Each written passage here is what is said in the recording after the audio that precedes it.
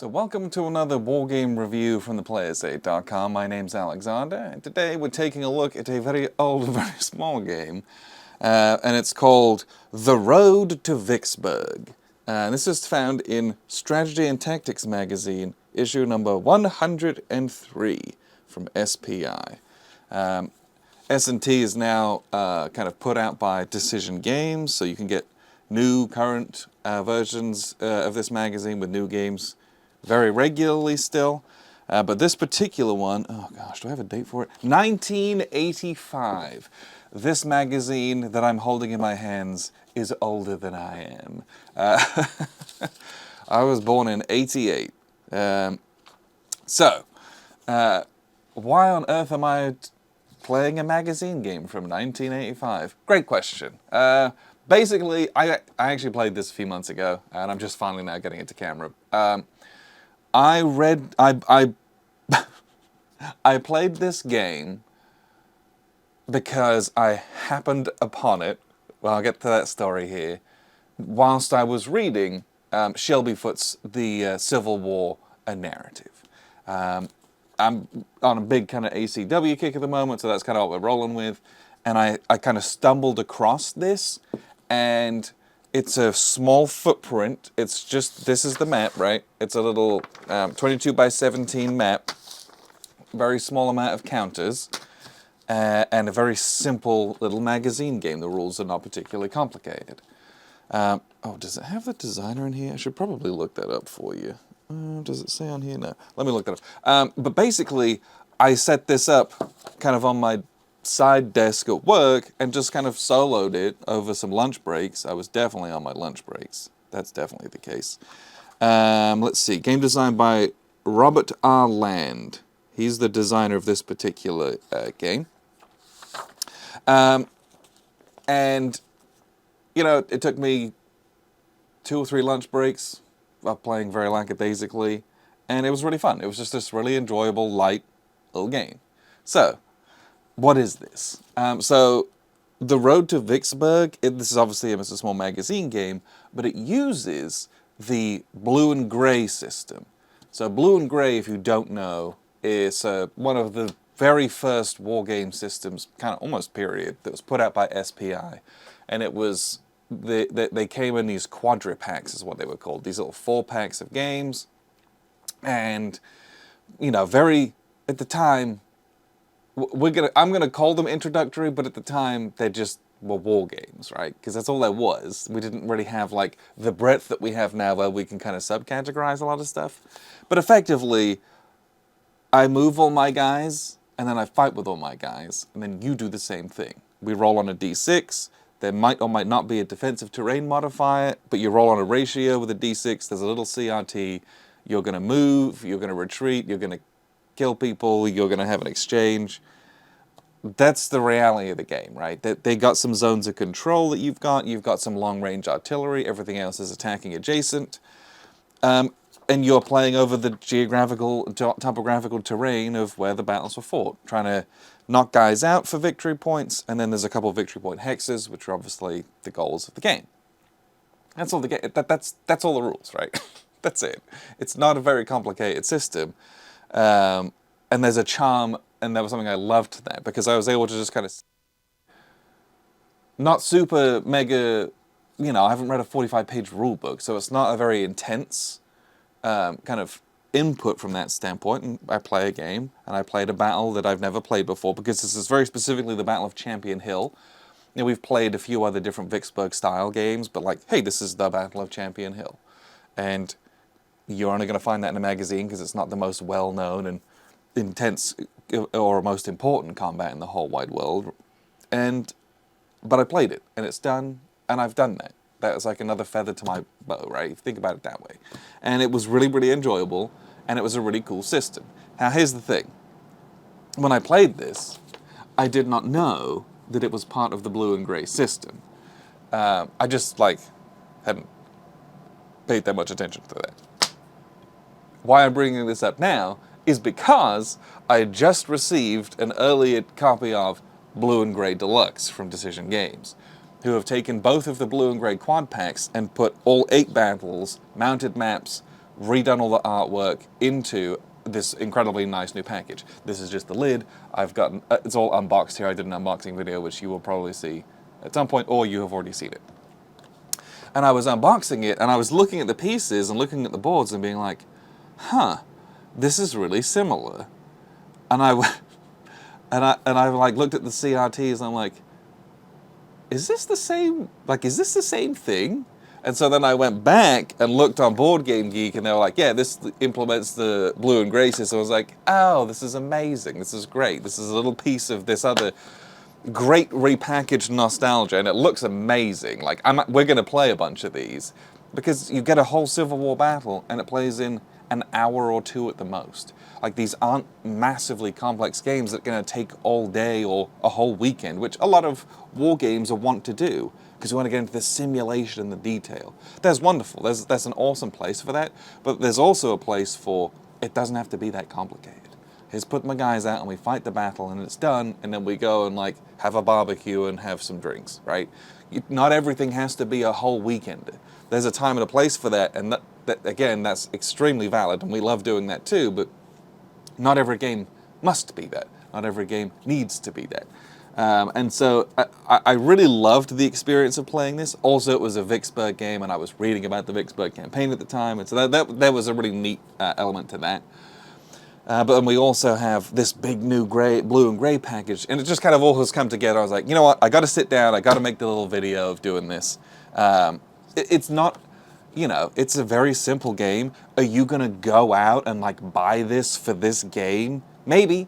You might do if you get it for a reasonable price. But, you know, I don't expect everyone to be like, where's issue 103 of S&T? I gotta get Road to Vicksburg. But weirdly, like, I've got this Vicksburg game that we played. We played Thunder on the Mississippi from GCACW series by Multi-Man Publishing. That was a Vicksburg campaign game. I've got, Grant has it, Chickasaw Bayou, which is a Vicksburg game from the, what was it called? The Blind Sword system from Revolution Games. Like, both of those came out last year when I also got a hold of this, and it was just like, we had all these Vicksburg games all of a sudden, but before we had none, and it was just like a real funny coincidence. So I just kind of wanted to kind of sit down and be like, yeah, okay, this is also a game that I played. It was my first introduction to this Blue and Gray series, and I really enjoyed it. It was just fun. Like, it's not super mega serious in like the most intense way, but it was really enjoyable. I learned something new about a battle that I didn't know a whole lot about, and it was a really fun experience, even in a game like this new and this, you know, the rules are like 6 pages. It still had stuff in it that was like, oh wow. The contention over terrain and what that does to your movement, those are the kinds of things that I was reading about in Shelby Foot, where it's like, yo dog, they stuck to the roads for a reason. If you try to go off-road, you're in trouble. And then in this game, you don't see it in the same way, because it's just like it's 1 day or 2 days? Just 1 day. But like, over the course of a campaign, if it rained, that was a big deal, because it would mess up the roads. You already weren't going off the roads, but now your roads are messed up, your march stops. And you get elements of that in this, not from the weather standpoint, but from the way that, like, hey dude, they were sticking to the roads. They were sticking to the roads for a reason. And when you tried to move off the roads, it's like, oh. And the cannons simply cannot go off roads. I'm pretty sure they're not allowed to. And so you get these historical situations, even without 35 pages of rules overhead, and those constraints that make, to me, wargaming interesting. Even at a very simple level where it's like, I move all my guys and I roll some d6s, the way that your movement is constrained, the way that you're trying to form some kind of battle lines under those constraints, or the way you might not be able to, and what that turns a battle into, that's the real interesting stuff to contend with. That's the stuff they were contending with, you know, on the day of the battle. That's the interesting stuff. That's what stimulates my brain. That's what gets me going, versus just, you know, a line of abstract guys fighting a line of abstract guys. There is more to it than that, even though it might look like it's very simple. The simplicity to me of a game okay. I like a war game that's rules easy, because then I'm doing the tactics and I'm doing the strategy in the games and I'm not doing the rules. And I will constantly come back to saying that, because that to me is where good game design really like shines. If I can get you to learn the rules real quick, then you're doing the stuff. You're doing the meat of the game, instead of, am I actually doing this correctly? Let's go through all the steps. That's very procedural. There's a place for that. In some games, there's just a really high learning curve before you get to, cool, I've got most of this stuff down, let's start doing the things. I love a simple game as a refresher, because you're just like, let's just go. We're just doing it. I'm moving my guys over here. Oh, I'm gonna do a big flanking move over here.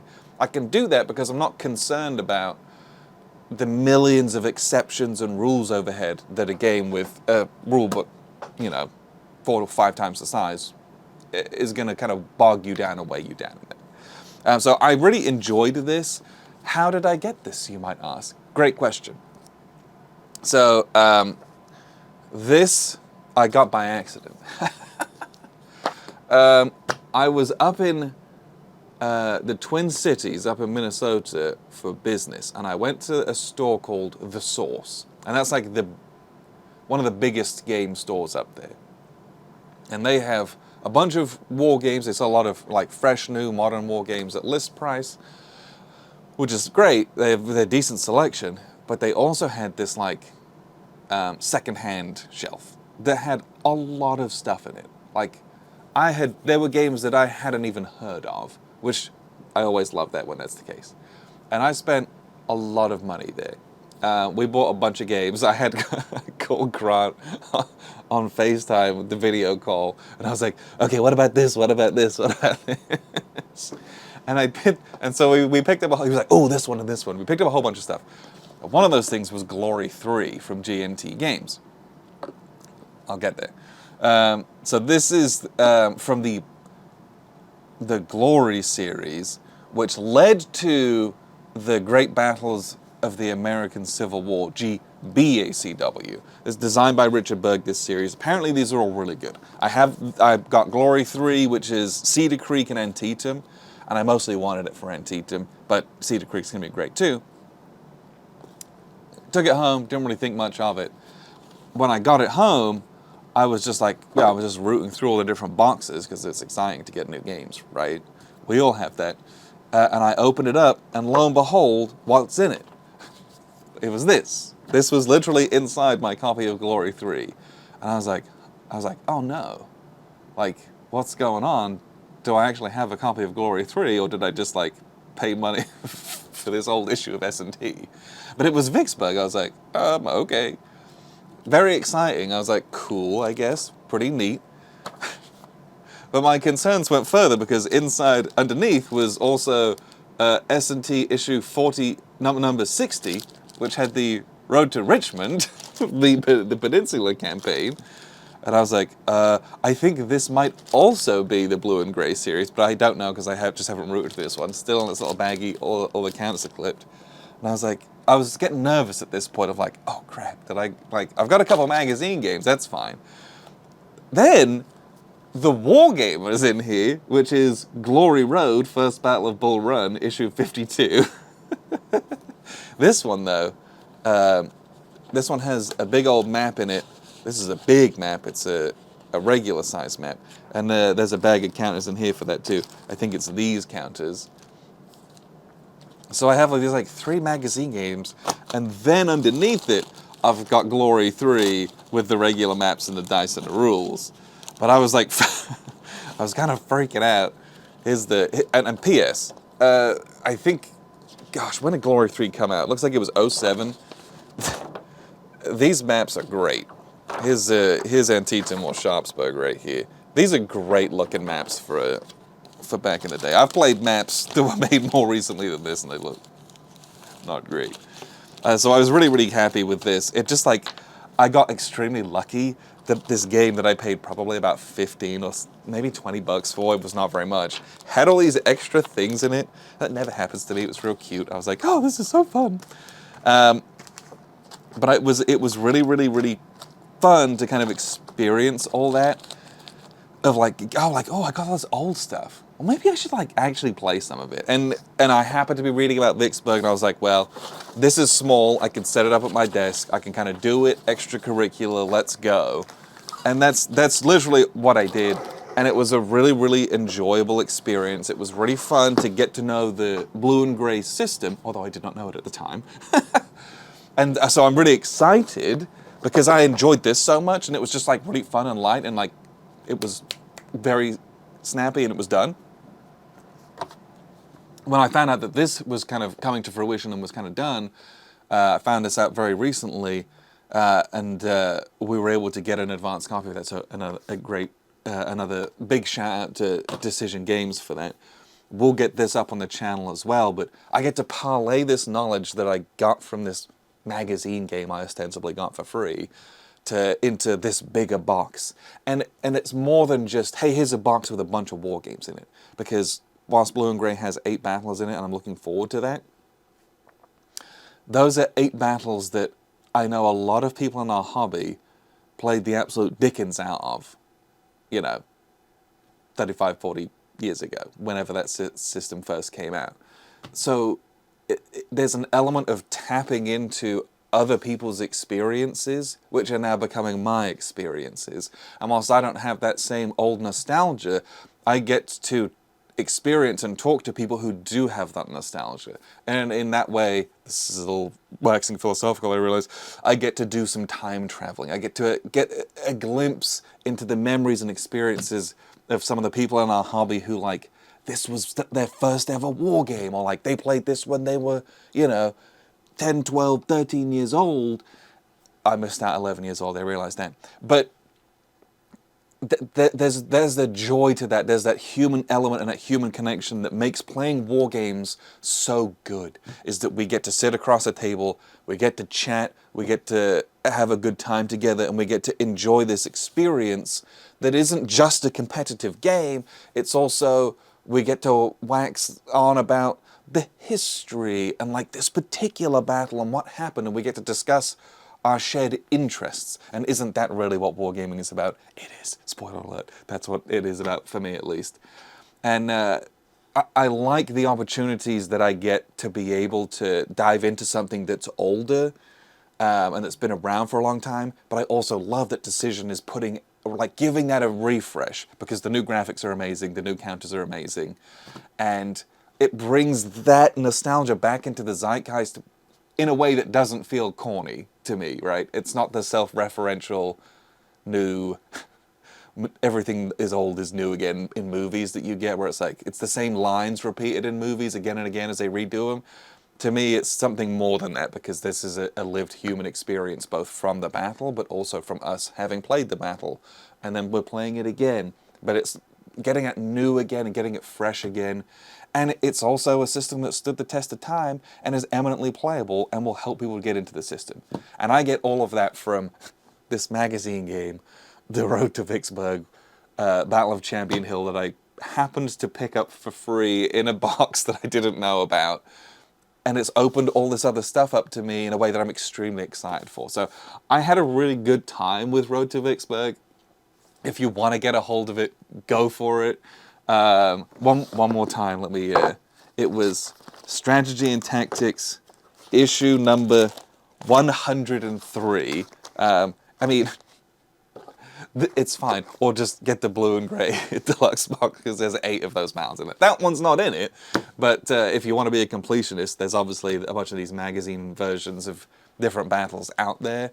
But I had a wonderful time with the game. It was fun. A couple of my colleagues came over like, what the hell is this? And I get to explain a little bit about what I do in my spare time. And they're like, okay, sure, dude. But it gets me excited about something that, we here at the Players Day don't necessarily always have a ton of time to go back to the old stuff. There's so much in the back catalogue of wargaming, and we try to get where we can, and sometimes it's a case of like, okay, I'm carving out some time on my lunch break when I'm in the office to do a bit of solo gaming, and that's my gateway into that. And then it happens to be that, hey, Decision Games is making that new and fresh. Cool. That's really easy for us to then put on the docket, And so we can parlay the old knowledge and get into more of that and relate to some of that. And so that, it's a very interesting and cool journey that we're on here at the Player's Aid, but I get an excuse to do some of this stuff that I otherwise wouldn't with our kind of new fresh game schedule. And it's exciting when I'm able to do that and when it pays off, right? Because some games, I've played some old games out there and they're fine. They show their age a little bit. And I don't think Blue and Gray does. I think it's a simple game, it's an easy game, but if someone had come out with this game today, we'd be like, yeah, this is a really fun, easy, introductory wargame system, and it's great, and it's got merit. It still has that same merit, and having a new, fresh box of it gives it that facelift, will bring it up into the modern era, and that's a really easy sell for people now, where you're like, hey, new to wargaming, this is going to be a great option. I can almost guarantee it, right? It's a value because you get so many battles in the box, but it's also fresh and new, but it's also not complex. It's not scary. It's a way to get people to play a war game that otherwise wouldn't, that isn't just, not justly, something like Axis and Allies or Memoir 44. Those are great. They're really easy to learn as well. Axis and Allies is pretty long though. But something like this. Hey, this could be your first hex encounter game. Blue and Gray could very easily be that. And I'm just real grateful that I was able to get my toes wet into this system. Road to Vicksburg was good fun. And I appreciate you sticking with me through this. But appreciate you tuning in. I've been Alexander from theplayersaid.com.